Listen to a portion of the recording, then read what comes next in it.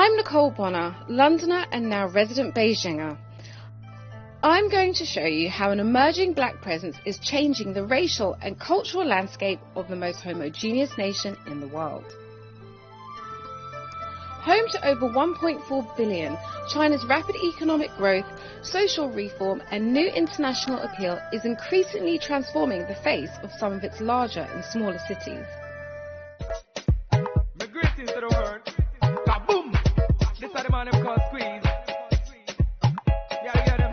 So what's it like being black and living in China?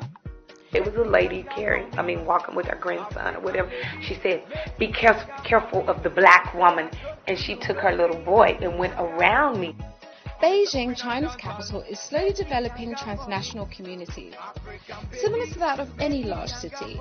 But how does this development translate for individuals both embracing Chinese life and contending with it? It's very much so a culture driven on what you look like and how others will interpret your looks.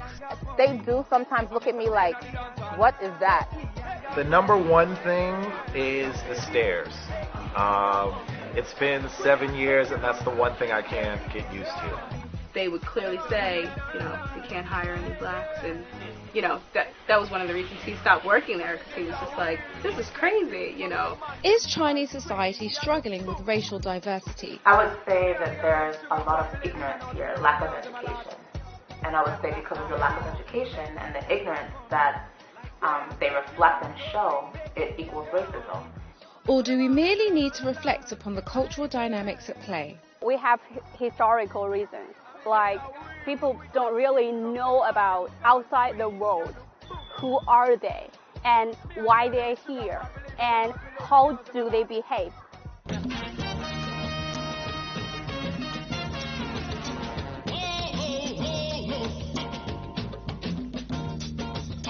Some black communities are more rapidly changing Chinese society. More than 200,000 African migrants are thought to be living in South China's Guangzhou. Join me as I take a closer look at how Asia's largest African community is changing social spaces. Can I go upstairs? How artists are reflecting the transformation of their city in their work. And how native academics are responding to a new phase of an African presence. 他们在中国是怎么生活，然后中国要在未来的日子里面要怎么去接纳他们。 Discover what it's really like for the African community in the heart of China's biggest trading hub.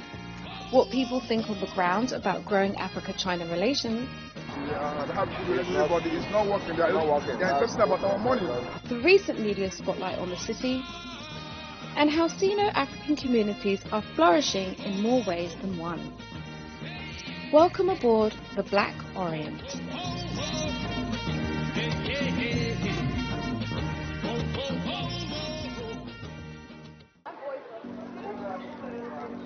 Crystal from Maryland, USA has been living in China for 2.5 years.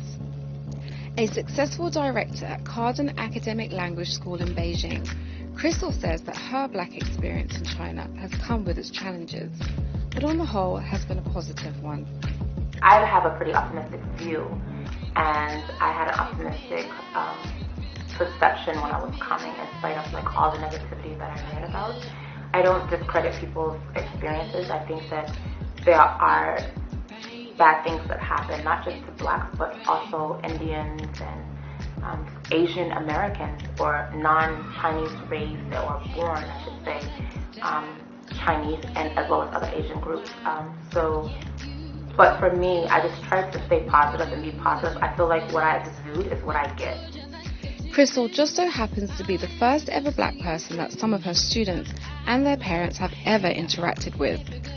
And despite Crystal's optimistic outlook before and after moving to China, prejudice and discrimination is a part of the experience for many people of color living here and cannot be ignored. I think maybe 50% Chinese people would prefer white ones to teach their kids, to be honest. Yeah. Tiffany's venture to China, unlike Crystal's, was not alone. Educator and bride-to-be Tiffany from Philadelphia, USA, lives in China with her fiancé Kevin. And after 2 years together in the Orient, Tiffany's black experience has been made somewhat different by the presence of her white partner. It's funny because I have actually had to see through a different lens to really experience what she's going through. Me being very tall, very white, it's what their common stereotype is, what they hear when they hear, American or foreigner. I'm the epitome of that, so to speak, at least in many people's minds here. So when things would arise on people looking at us, taking pictures of us, I don't like having my picture randomly taken, but I never saw it as a negative thing. And hearing negative comments, I've always interpreted and processed it as, oh wow, they're interested, or they're really intrigued by us. He used to get mad in the beginning because he'd be like, why are you so upset? Why are you so mad? Calm down, calm down. I'm like, you don't understand, why they're looking at me this way and the way they're looking at me, because I could see it, but he never saw it that way. And so I think that took time, but it took time for me to understand from his perspective too, because he never had to experience that. So, I think, we both had to kind of look through each other's lens, because I had to see, okay, what he's used to seeing, and then he had to see what I was used to seeing. So that definitely took time, but, I still get buck on the subway. Now he helps me. He yells at me. Over 1,000 miles away from Beijing, across the expansive southern landscape of China, is the city of Guangzhou, where a thriving African community has taken root in the nation's largest business region, now dubbed Chocolate City by locals and Chinese press. Export businessman Emeka J is just one of many Nigerians who have made Guangzhou their new home. Half of the city's African population is astoundingly made up of Nigerian men, which means there could be up to 100,000 Nigerian male migrants living or travelling in and out of Guangzhou right now. So what is the black experience amongst African migrant communities? Chinese culture is very nice. Chinese culture and their African culture differ, but their own is good. And what do you think is most important to know? The most important is that, if you come China, you live like them. You don't, you have to learn their culture, and you can stay with them. They are not the UK people. They are very good. They are nice people.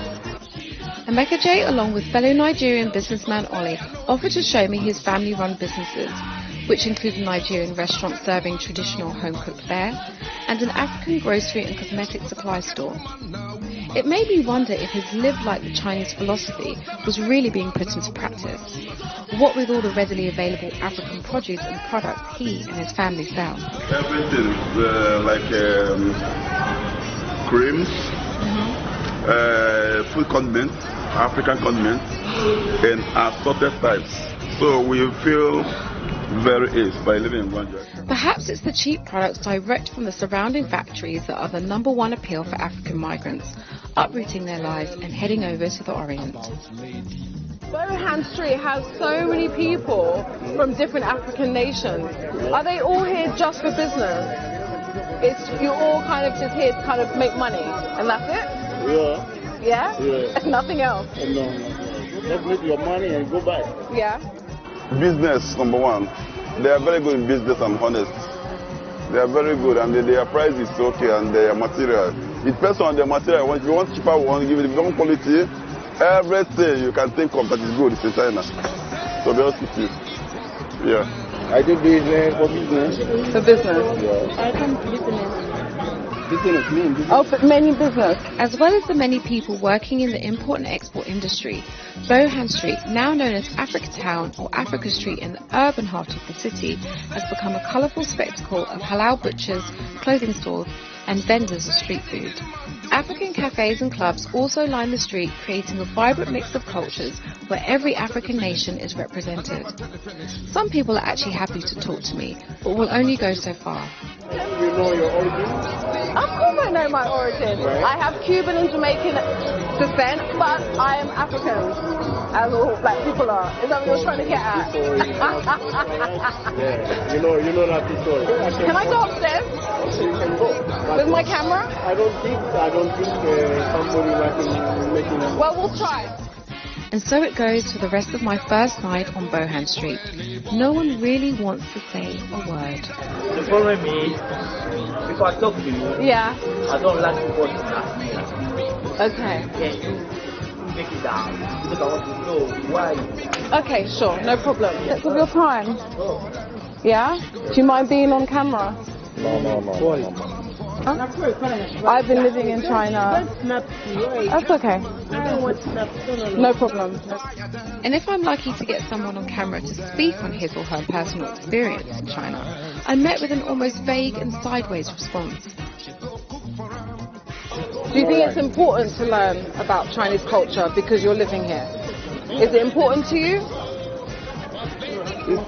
If they don't have, if you want their culture, Do you want their culture?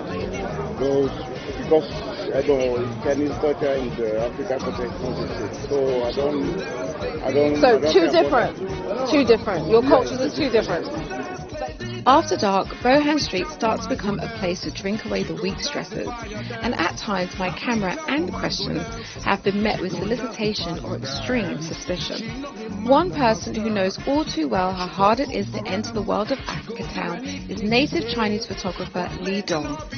He spent 8 months living in Bohan Street. He, unlike many others who came before and after, successfully cultivated friendships in the area, which resulted in a collection of photos titled An African Community in Guangzhou, which was later exhibited in France, Germany and Guangzhou. The project intended to engage others in a discussion about the recent phenomenon of African migration to China and the transformations taking place in Chinese society as a result. 同时呢，中国的这个还有一个当然时代性、当代性的就是它的国际化。所以说呢，这个在这个现在表现的最突出的呢，就是说非洲人进入到这个我们中国进入到广州来谋求这个发展，找到商机寻找他的这个非洲梦也可以，或者中国梦也可以。就是这样的，所以说我就关注这两个群体，一个国内的就是从农村进入城市，然后呢从国际上呢就是说非洲人或者是印度人或者是中东人进入到中国来，要给他一个独立的区隔起来，有一个独立的加油站。就是这个区间他在这条街里面，比如说他都是他的一些亲朋好友，非洲人的生活习惯他这个小社区非洲的小社区，他在这里面生活。Finding out how members of the native Chinese community are responding to African migration in Guangzhou really helps to engage with different facets of how the black experience is viewed through a Chinese lens. I met with Sun Yat-sen University PhD student Jin Xin, whose research is centered on the development of the African community in the city. 他们也没有太多对于广州、对于中国有一个归属感，而是以后也是想回非洲去。他们仅仅是把广州当作是一个中转站，或者说是一个赚钱的一个地点。假如说广州不能带给他们太多收入上或者经济上面的一些好处的话，他们可能就会去其他的一些城市或者国家了。所以我觉得这个还是蛮有意思的。其他的方面就包括跟中国人的一些融合，就是没有太多的一个匹配。What most intrigued me about the situation in Guangzhou was the interactions in these hybrid communities, where natives and African migrants not only coexist but merge. 我觉得目前中非的婚恋关系主要还是在于说，中国女性和非洲男性之间的一个婚姻状况，而产生这种婚姻状况的原因是因为很大一部分非洲人他在中国在广州的生活比较困难，一是语言方面，二是就是国家政策对他们也就是比较严厉那样子，所以他们很难在广州就是发展的比较好。然后这个时候呢，如果有一个中国女人可以帮助他们，就是对他们特别就是很能够满足他们的需求，同时他们也是作为男性肯定是有生理需求的。